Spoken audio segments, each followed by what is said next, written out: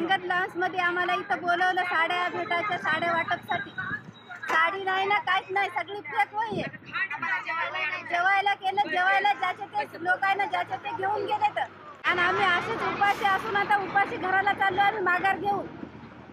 आम्हाला साड्या कोण देणार? शिंदे देणार की इथले कार्यकर्ते देणार ते आम्हाला काहीच माहित नाही.